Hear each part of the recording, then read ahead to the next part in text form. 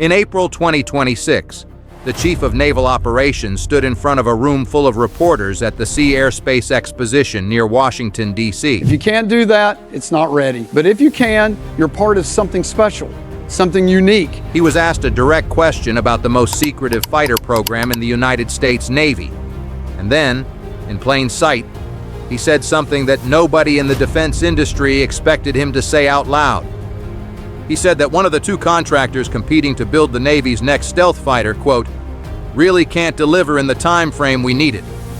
He didn't name the company. He didn't have to. Because in that moment, the entire future of American naval aviation, the future of every supercarrier the United States operates, the future of how the Navy fights wars at sea for the next 40 years, came down to two finalists, one classified contract, and a deadline of August 2026. This is the F/A-XX, the Navy's 6th-generation stealth fighter.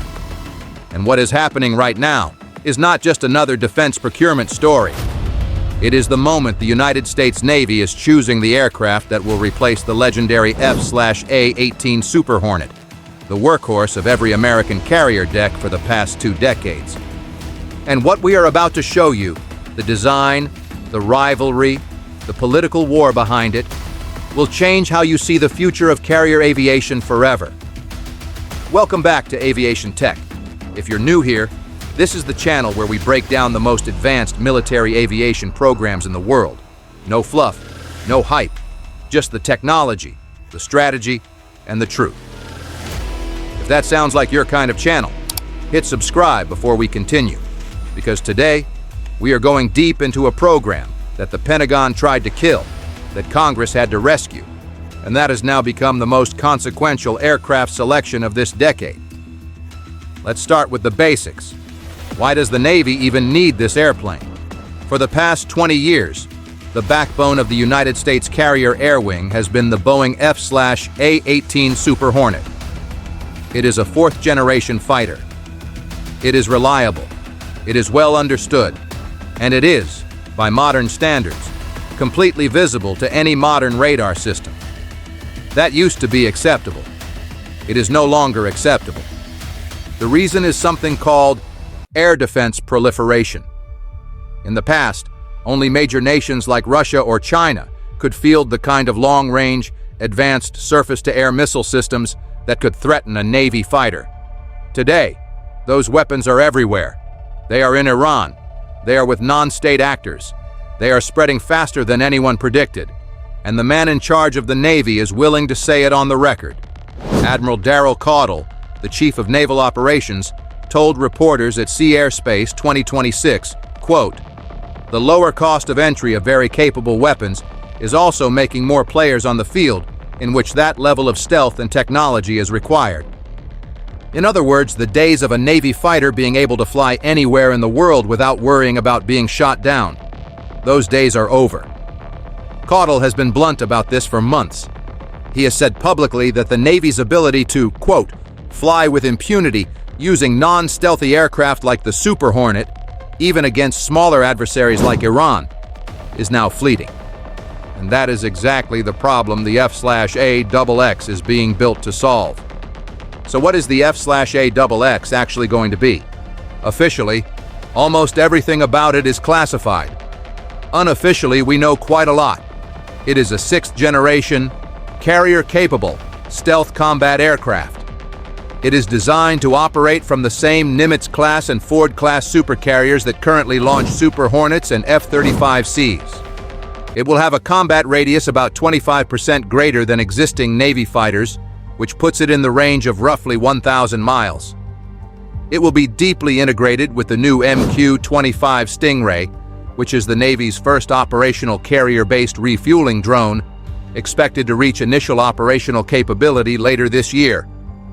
Caudle himself laid out the strategic logic. He said, quote, "It ties to our MQ-25 for stealth refueling. It ties to our reach. It ties to the work we're doing for making the carrier air wing something that remains very effective into the future based on the range in which you can operate safely." Translation: the Navy is not just buying a new fighter. It is rebuilding the entire architecture of how a carrier projects power.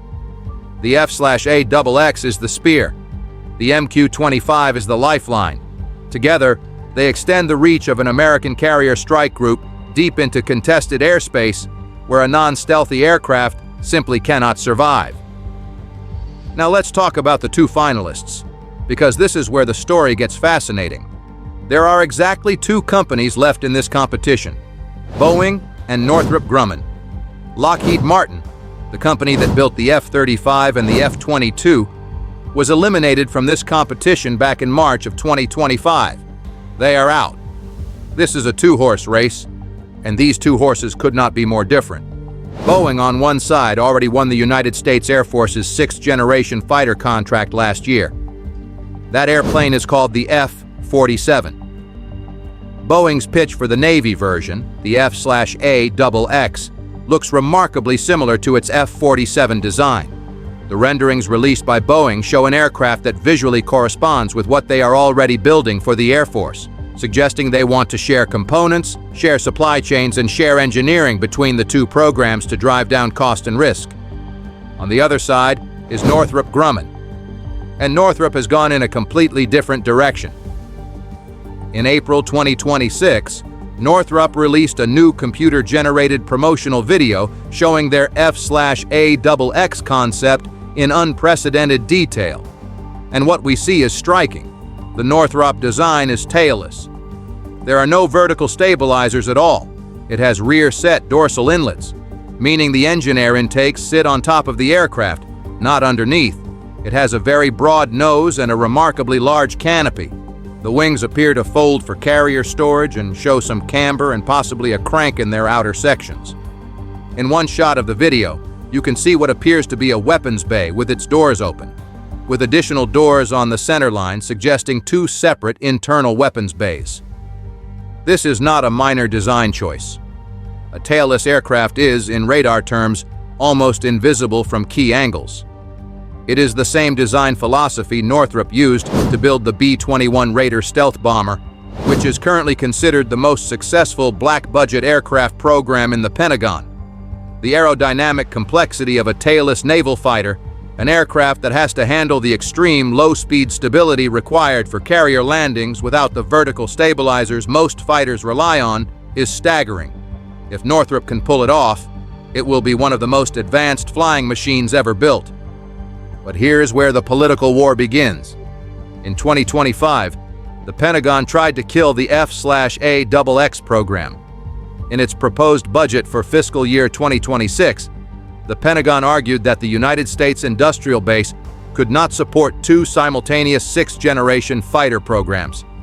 They wanted to go all in on the Air Force's F-47 and put the Navy's F/A-XX on ice. A senior defense official said the decision was driven by, quote, "our belief that the industrial base can only handle going fast on one program at this time. The Navy was going to lose its next fighter." Then Congress stepped in. In a series of spending bills, lawmakers appropriated $1.69 billion to keep the F/A-XX alive in fiscal year 2026. They overrode the Pentagon.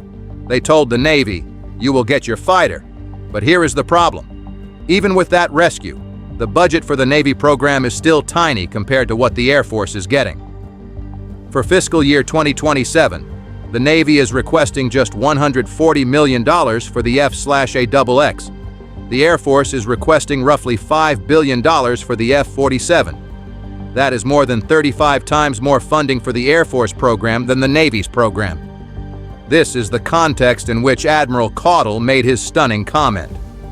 When he said one of the contractors, quote, "really can't deliver in the time frame we needed," he refused to specify whether he meant Boeing or Northrop Grumman, but the implication was unmistakable.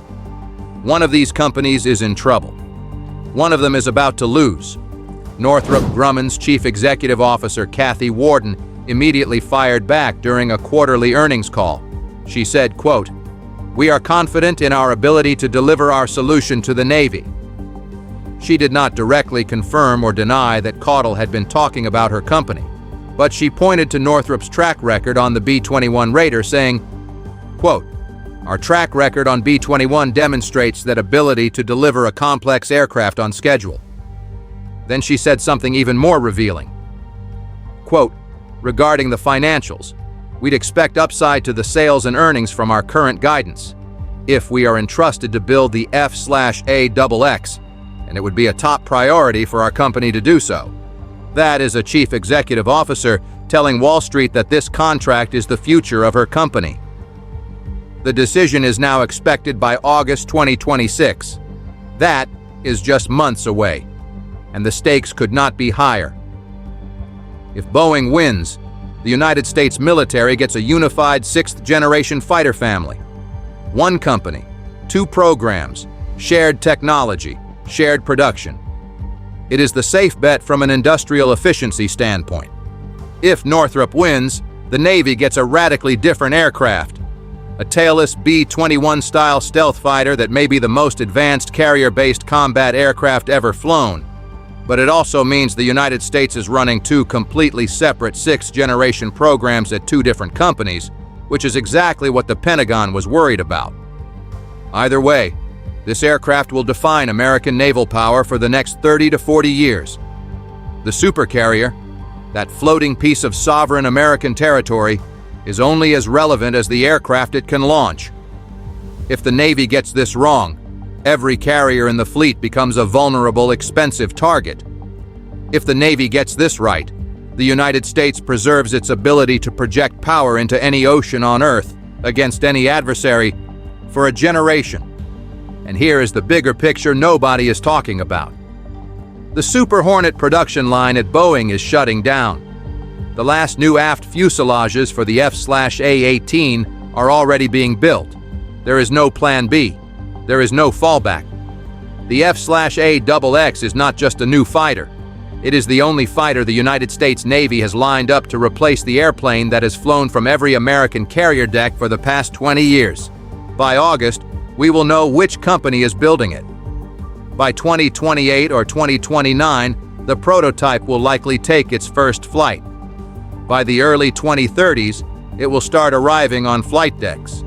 And by 2035, the United States Navy you know today, the one built around the Super Hornet and the F-35C, will start to disappear. A new Navy is being built right now, and we are watching it happen in real time. What do you think? Should the contract go to Boeing for industrial efficiency or to Northrop for radical innovation? Drop your answer in the comments and use the word carrier somewhere in your reply so I know you watched all the way through. That helps the algorithm push this to other people who care about military aviation. If you found this useful, hit the like button.